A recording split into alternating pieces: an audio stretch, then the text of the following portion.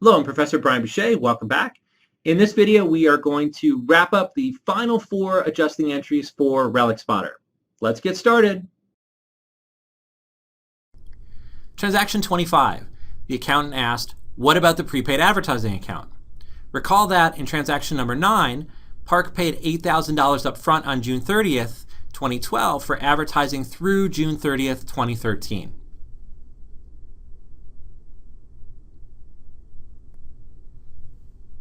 We need an adjusting journal entry to recognize an expense for the 6 months of advertising that has been used up between June 30th, 2012 and December 31, 2012.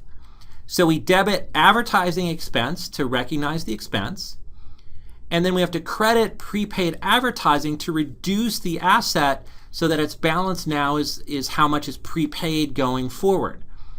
I got $4,000 by taking $8,000 that we prepaid for a year and realizing that half a year has gone by. So if you take half a year of $8,000, it's $4,000 for 6 months. How do you know that half of the prepaid advertising has been used up? What if most of the adverts ran in the first few months? Then, more than half has been used up. For deferred expenses such as a prepaid asset, we allow managers to either allocate it based on time, as we're doing here, or based on usage.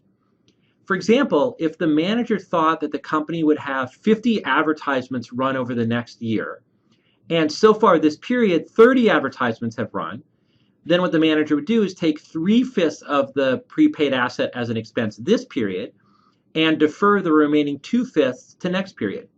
So we allow managers to choose whichever method they want, either usage or time, based on what they think would best match the business activities of the company. The tellers, if the manager can choose which method to use, then the manager could choose the one with the lowest expense. How do we know what the correct and true method is? I hate to break this to you, but there's often no true or correct way to do something in the accounting system. I often characterize adjusting entries as the creative writing part of the accounting system. We give managers discretion on how to do their adjusting entries because we want them to best capture the true economics or the true business activities of the company. In other words, we give some creative writing to the managers, hoping they'll write better nonfiction books. But of course, there have been cases where managers have abused this discretion, where they've used the creative writing part to write better novels or fiction books. What you have to do is learn as much accounting as possible so that you know what the options are. Then think about managers' incentives to manipulate in a given situation and approach the financial statements with a healthy degree of skepticism, which you often need to do. We post this to T accounts, so we post a credit to prepaid advertising. Now the balance will be $4,000, which is how much is prepaid as of December 31. And we create an advertising expense T account with a debit balance. Transaction 26. The accountant asked, what about the notes receivable account? Recall that in transaction number 10, Park borrowed $5,000 from Relic Spotter at a 10% interest rate on June 30, 2012, with the principal and interest due in a lump sum on June 30, 2013.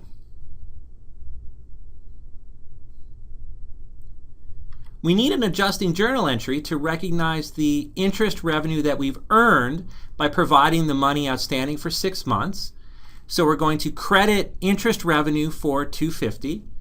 The debit here is going to be an interest receivable to represent the fact that Rebecca Park owes us $250 in cash. Now where the $250 comes from is the total interest is going to be $5,000 of principal times a 10% annual interest rate is $500 of interest per year, but it's only been 6 months, so we take half of that to get $250. Why isn't all $500 of interest considered interest receivable? Aren't we going to receive that much in interest between now and June? Actually, all $500 of interest is not necessarily receivable between now and June. Let's say Santa Claus brought Rebecca Park $5,000 as a Christmas gift. So on January 2nd, she decided to come in and repay the loan.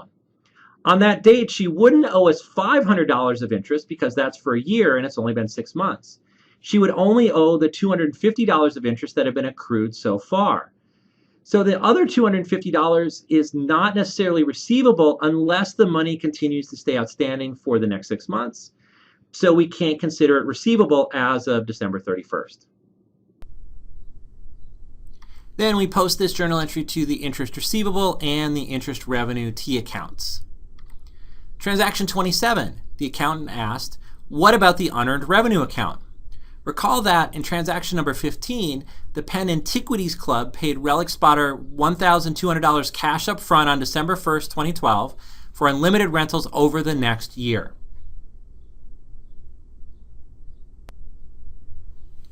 We need an adjusting entry here to recognize the revenue we've earned by providing 1 month of unlimited rentals. So we credit rental revenue for $100. Part of our obligation has gone down by delivering 1 month of unlimited rentals, so we need to reduce our liability. We debit unearned rental revenue to reduce this obligation. Where does the $100 come from? We got $1,200 up front for a full year. 1/12 of a year has gone by, so we only recognize $100 of that $1,200 during the first month. Could this revenue be recognized based on the number of rentals, instead of based on time? But wait, with the contract allowing unlimited rentals, it would seem fishy to do this based on the number of rentals. Yes, it would seem fishy if the allocation was done based on number of rentals instead of time when you have a contract which provides unlimited rentals. Yeah, you see, you're starting to get it. It's important to understand what the actual business activities of the company are, and then you can see whether the accounting is matching those business activities. If the accounting matches the business activities as it does in the Relic Spotter case, then you can continue to feel comfortable with managers. But if you saw a mismatch, like unlimited rentals being accounted for based on number of rentals in the period, then you start to get skeptical about whether managers are manipulating or not. We post this to T accounts. We put a debit and unearned rental revenue. So now the balance in this liability is going to be $1,100, which represents how much of an obligation we have on December 31st. We have to deliver 11 more months of unlimited rentals. And then we add a credit to the rental revenue T account. Transaction 28. Finally, did I ever mention that the word finally is my favorite word in the accounting language? Let's try this again. Transaction 28. Finally, the accountant noted that Relic Spotter incurred an estimated income tax expense of $630 for 2012.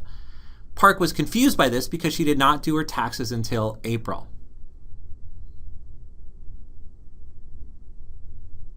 We do need an adjusting journal entry here. Even though Park's not going to file her taxes until April, she's incurred taxes by operating the business during 2012, and we have to show an expense because that's a cost of doing business. So we're going to debit income tax expense for $630. This is money that we owe the government. That's an obligation, so we need to credit a liability, income tax payable for $630. Then we post this to T accounts. We create an income tax payable so that we can show on our balance sheet that we owe the IRS $630 of taxes as of December 31. And we create an expense account, income tax expense, which has a debit balance. Pardon. Don't we have to do an adjusting entry for par value? I only showed up today because I thought you were going to discuss par value. There's no adjusting entry for par value. We only worry about par value when we issue new stock, but glad you came anyway. Okay, now that we've finished all the adjusting entries for Relic Spotter, all we need to do is learn about financial statements and closing entries, and then we can start doing the balance sheet and income statement for Relic Spotter. I'll see you next time.